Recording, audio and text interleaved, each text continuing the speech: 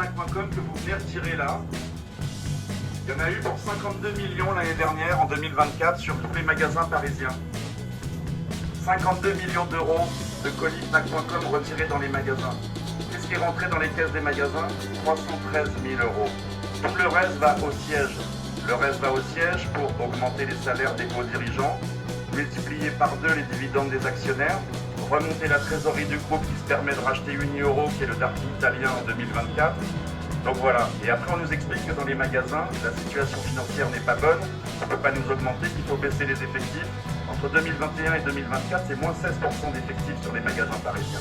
Moins 16% d'effectifs, c'est nos conditions de travail directement dégradées. C'est une incapacité à vous servir au jour le jour et à être présent et à vous donner des conseils de qualité et autres. Et il y a aussi une politique de modération salariale qui vise à ne pas nous augmenter, à nous mettre au maximum à 1,6 fois le SMIC pour toucher des exonérations patronales. Donc voilà le groupe Fnac Darty, voilà pourquoi les salariés, même en Black Friday, sont en grève. On se bat pour nos salaires, pour nos conditions de travail, pour nos emplois, nos métiers, notre dignité et notre santé. Merci de votre soutien.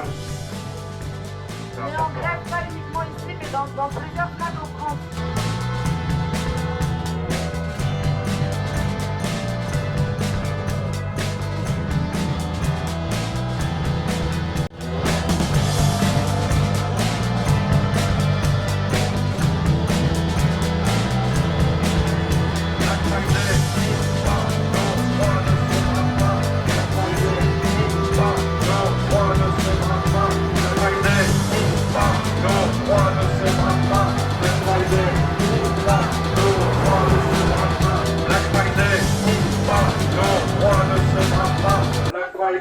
Ou pas, nos droits ne se bradent pas. Black Friday. Alors nous avons peut-être une prise de parole de la DRH qui nous propose une sortie de conflit.